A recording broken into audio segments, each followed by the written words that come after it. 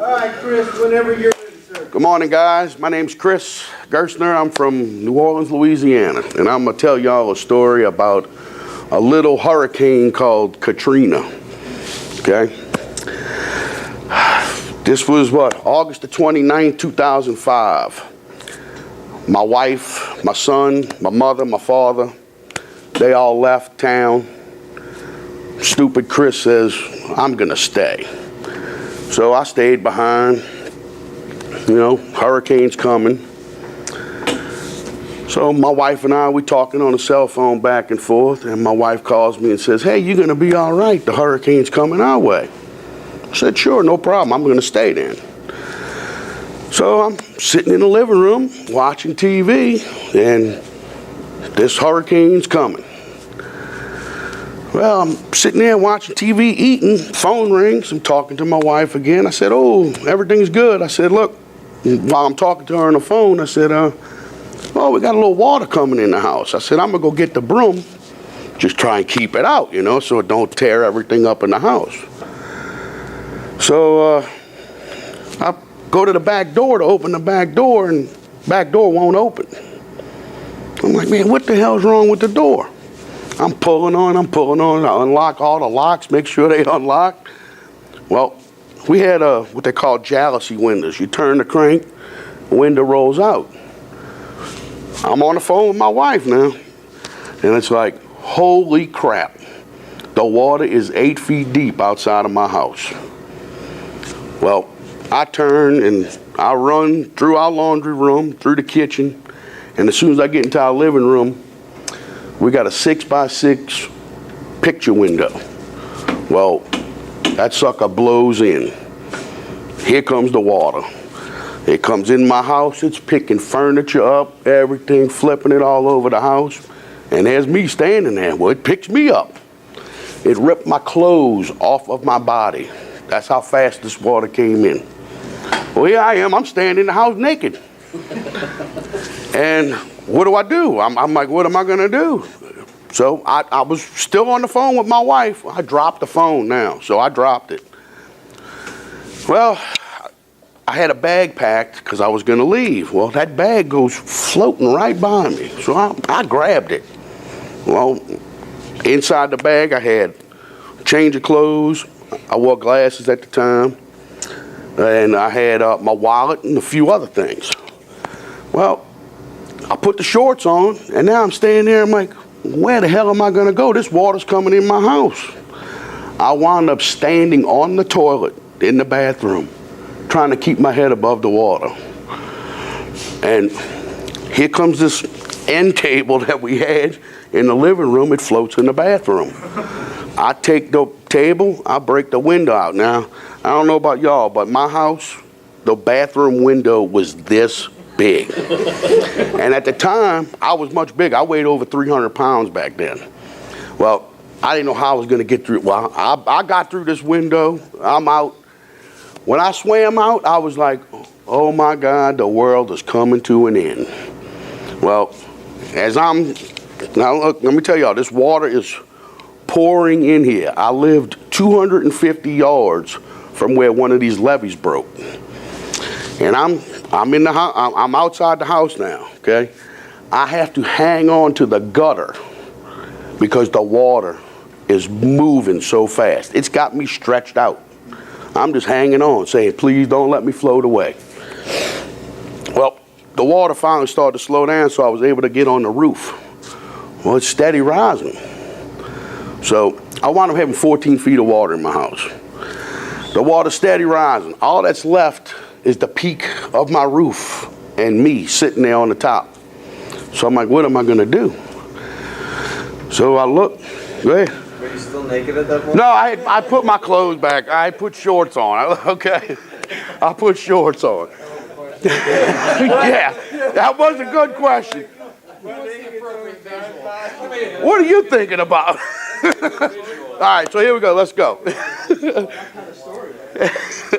So I'm out there, I'm sitting on the roof now, and the water's still coming up. I'm like, man, I have nowhere to go. I got to get out of here. I'm going to die. So the house behind us was a two-story.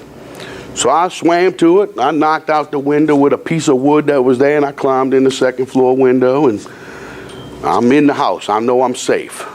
Well, while in this house, you know, when the water's coming in, everything rises, like bottles.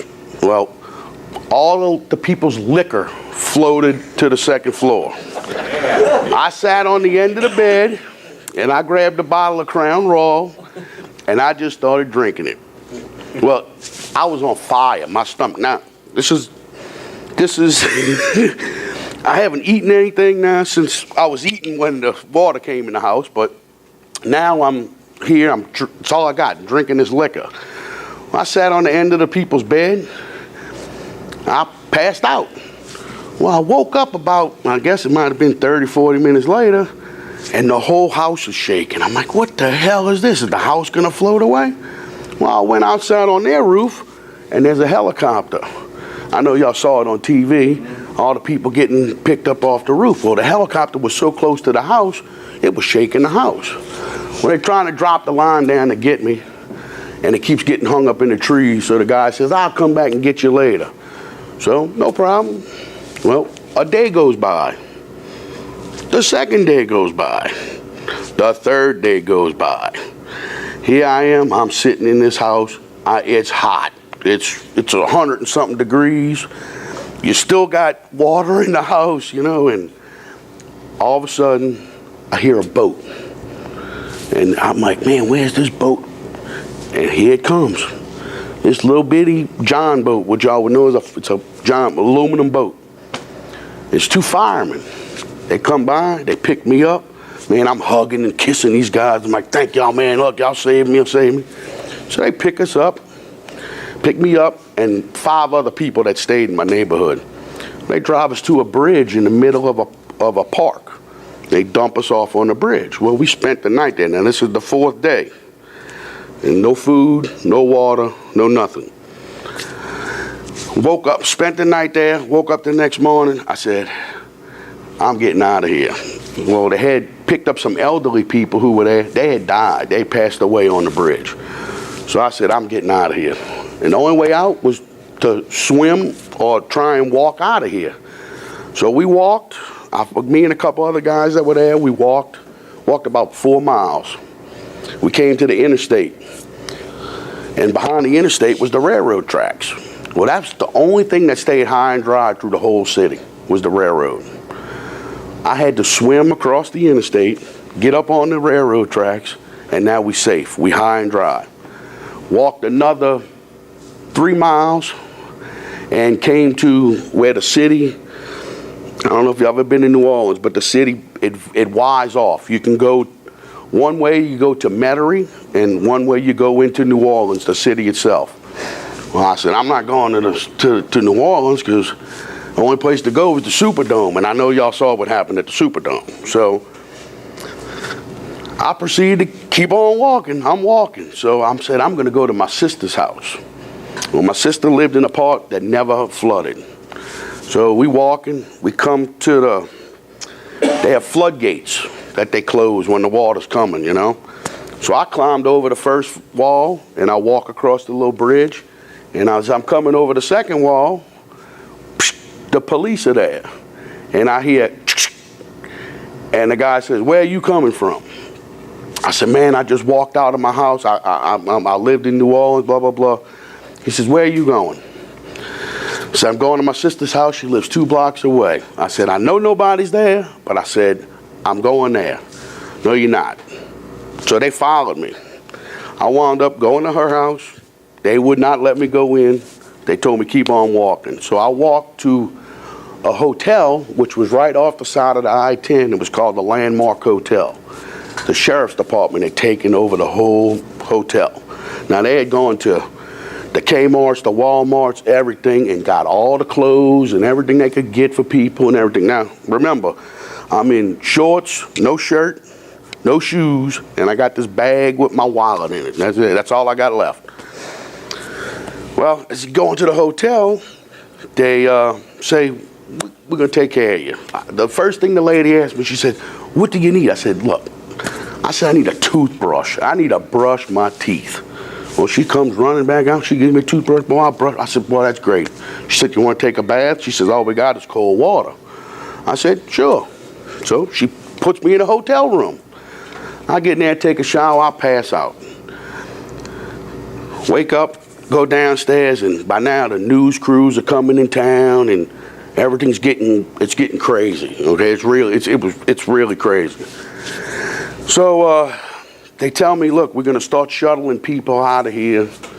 You gotta go to the baseball stadium. So they put us on a bus and they drove us to our baseball stadium right there and dropped us all off. Well, little did we know, they were already busing people in from New Orleans, which was a zoo. And I said, I got to get out of here. So I had money. So I started walking again. Well, I found this old guy riding around in an old pickup truck, had a 45 sitting on the dashboard, and all he's doing is riding, just riding around. I stopped him. I said, hey, man, will you give me a ride? He said, where you want to go? I said, I want to go to Laplace, which was away from everything. You had to drive over a bridge, I think it's 15-mile bridge, and it's all over water, and then it goes down and you're back high and dry. I said, I want to go to Laplace. He said, come on, get in. Well, he drives me. He drops me off at the exit. When I get off at the exit, the police are coming. The police had everything shut down. The policeman walks up to me and says, man, where are you coming from? I said, man, look, I said, I've been in New Orleans. I've been to hell and back already. I said, I'm ready for this to get over with. I said, can you call Anna? My wife's best friend was a captain on the police department in Laplace, at St. John Parish. I said, can you call Anna Cox? Well, this guy picked up the radio and said, hey, blah, blah, blah. Next thing you know, I hear sirens. Here this woman comes in this cop car. She picks me up, hugs me, kisses me, blah, blah, blah. We get back on the interstate, and we hauling ass. Lights are still going. We went all the way to Baton Rouge with the sirens going. She knew where my wife was, okay? Now, my wife went to Baton Rouge because they had set up a makeshift morgue in Baton Rouge, and she was going to the morgue to see if they found my body yet. Well, we get there to the house where my wife is. Well, she's not there yet. We pull up. My wife pulls up at the same time. I'm on this corner. She's on this corner. We walking down the street, and we see each other. Now, I haven't seen my wife. Now, she thinks I'm dead. Now, we meet for the first time. It was like, it's something that I don't know if anybody had a near-death experience, but let me tell y'all, it was the best thing that ever happened to me, seeing her. So, we go through everything. Now, your boy over there, what's your name again? Dan? Okay. Dan was an insurance adjuster back in the day. Well, let me tell you something. When my insurance adjuster came to my house, he was scared to death. I knew what was coming, okay? They weren't going to cover half the stuff we lost. A lot of it. I'm going to stop you there. You're way over your 10 minutes. Oh, really? I want to hear how you got out, so I let you keep talking. I got out.